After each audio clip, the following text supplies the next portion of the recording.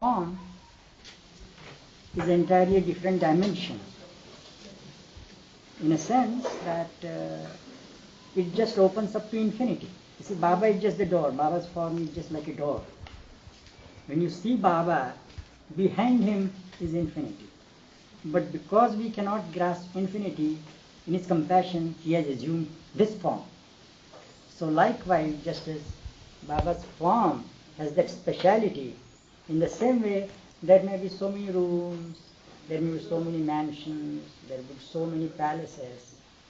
But Baba's room is Baba's room. Baba's room is unique. So, what could be the uniqueness of that?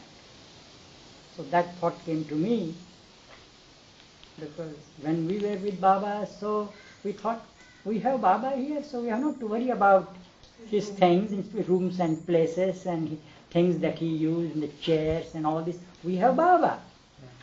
And so after he held his body, so we started telling people, this is Baba's room, this is Baba's chair, and I started feeling, am I really honest in telling people that this chair has a special importance, this room has a certain importance, or am I really honest to myself? So that thought used to come to me. And as I often say, that what Baba wants, Baba doesn't want you to understand a lot or anything. Whatever you understand, you convey it to him. And he would talk with you in that language, on that level, that you can understand. It's nothing that, Baba is beyond understanding and all that. Whatever you understand, he can come to that and speak with us. So I said, Baba, what is this? I don't know what is this, your room and what importance it has, and I'm telling it to others. So, Baba has his own ways of helping us to understand what he has done. So, one day it so happened, after Baba's dropping the body in 69, I visited one of my friends, and there was a theft in his house, and the robbers had got in, they had opened the cabinet and taken away the things from the cabinet. And so I said, oh, that's very bad. And here in India, generally they have these things, golden ornaments and all that costly things, they were kept at one place and they were all gone. So naturally, they were very nice people, in fact. They were very nice people and lovers of God. So if God wills, we will get them, we will earn them and all that thing. But I felt, you see, they have lost quite a lot. And then I said, did you do anything for that? He said, yes, we informed the police and they came. And I said, what did they do? And they said, well, they first tried to get hold of different people, and in the end they brought a dog from Pune. A dog. Dogs called here in India, as in olden days, these dogs who can sniff and follow the track of the person or the blood and all that. Especially they are trained. So they have brought it, and then I said, what did they do? So they had locked the room. Nobody was allowed to go inside, so the dog was taken inside, and there was a big cabinet and a handle over there. But these people, without key, they had the skill to open it. We don't know how. And so they just took the dog there, and the dog sniffed, and they let him down on the ground, and started going here, there, here, there, here, there. And it went to the bus station, and it stopped. And then the police said, oh, the thieves have left the place, gone. It's hard to trace. I had read certain books, but I regarded them as novels, how the dogs were used to find out the thief and all that. And I was listening to him, and I said, well, how are we to believe the dogs? Even if you were to take any black cat, you see, and just push her nose on the handle and drop it down, it would run here, there, and stop somewhere. So are we to take that's the path by which these thieves have gone and all these things? And so I was listening, and then he said, the next week they brought a man from the hill who they said could sense the vibration of that particular thing. So he was taken there, he meditated on that handle, and then he was left alone, and he was as if in semi-trance, and he started moving about. And practically he went by the same road that the dog had gone, and he stopped at the bus station. So this was the story I heard in a very casual visit to a certain place. In fact, this is nothing with what Baba's, what I was thinking of Baba, but it was in answer to my query that I was having in my mind. And then I said, well, that thief, how long? Because my friends were just sleeping in the next room. It was just a door in between and a wall. I said, how long that dog might have, that thief might have had his force on the handle? A minute, half a minute, just that. But those impressions, vibrations, were just sent by the dog and even by the man, and they were there even for a week.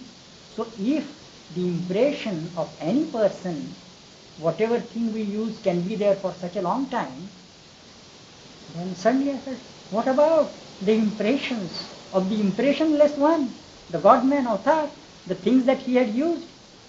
So naturally, anything that Baba has used, anything that Baba has touched, has its own meaning. We may know, we may be aware, we may experience, we may feel the quality of it or not, that's a different thing. But that Baba quality is in everything that Baba has touched. So my first problem was this. I'm telling people this is Baba's chair and this is Baba's room, and well, has it anything special? Then I said, yes, it has, because it has that Baba quality, because he has used it. But then mind is there. It was not satisfied. I said, Baba, yes, that's your presence is there, but what about you as Meher Baba? And then a year passed by, and Dr. Gabher was here, and I don't know who was sick or anything. She had sent someone's blood to a pathologist. This dispensary was not here at the time, to a pathologist in Nagar.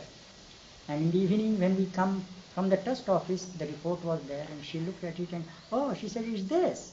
So she read whatever hemoglobin percentage there is, that other word I cannot read, I cannot pronounce, all medical terms. So the percentage was there, and she just gave the medicine, and the person was all right. So I just wondered, how could Gabher detect that thing from that reading? And suddenly it struck me that it was all from that one little drop of blood that was put on that, what you call, glass slide. And that reading, that one reading, which was on that, in that one drop, was entirely and totally applicable to all the drops in the body. So if anything is of Baba, it's not just a part of Baba, but it's Baba as a whole. And so then I said, all right, these are the things that Baba has touched, because you had been to Baba's room, that's why I'm telling you. So I said, oh, Baba's hair again have a special importance, because they are a part of him. And here the part represents the whole.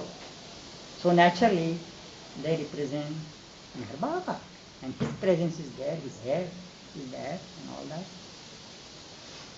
Then again, maybe a year, not more than, I don't think. But just then when Mehra was there once, although it was there since 1971, and Mehra had been there once, and as far as I gather, I have not heard from her.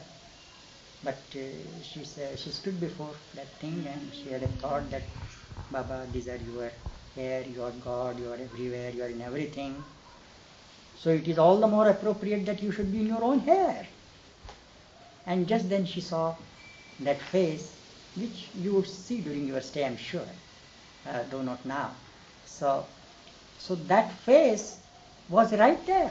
So Baba, not only it says symbolically that a drop of human blood is just of the same quality of the totality of the blood circulation itself, but it's a fact, it's a truth. So in the same way that thing, Baba's hair being there, and Baba's face being there, it's just Baba's presence. Baba is there. So when you go to Baba's room, Baba is there. And the other hint that he had given, have you seen that colored picture of Baba there? It is hanging like this. In Baba's room? In Baba's room, a colored picture on the dresser. Yeah. Yeah. Mahabaleshwar? Yeah, Mahabaleshwar. And so that when I go, sometimes when I was with Baba, I had heard the song being played to him, maybe by Jim Reeves, of Welcome to My World. Have you ever heard that song? I don't know, you might not have heard. Yeah. So that the last part of it is with my arms unfurled. with my arms unfurled, waiting just for you, or something like that. Yeah. So that thing is there. So as if whenever you go, so he just waiting just for you. Welcome to my world. That's what he is saying. So that's his language. So when you go to Baba's room, if you have this background, that he is there, he is just waiting for you to come there, and he is there to greet you, then it becomes a different thing when you go there. Yeah. So when you go next, just feel that. And the other thing that Baba indicated, which is a sort of an interpretation, not that this also is sort. You can have your own. This is my language, in which he speaks with me, which I share with you. You will have your own language in which you will be sharing your experiences with me, life with him. So there is also that window that is there. So Baba would sit on his bed, look through the window, and he would say, "This is my." You know what is this? Which like tea, and this is Tea. and TV. This is my TV. He would say, "This is my TV." That hill that's there, which you would see sometimes like this. You see, so as if the antenna was there or something like that. So whatever he was working, he was just alone there, but he was not alone. He was with his people, with those who were to come to him in his time, maybe 1 year, 2 years, 3 years, 10 years, 15 years, 16 years, whatever it is. So that's what has been filmed then is in a way is being seen, witnessed by those who are here now. So that's a little thing about Baba's room. So when you go again, see Baba's on the dresser, see Baba's picture in the hair, and also that TV window. Mm-hmm. And you can be there as long as you want, from 11:30 to 5:30. Of course, you should go for Maharaj tea at 4:30, not at that time.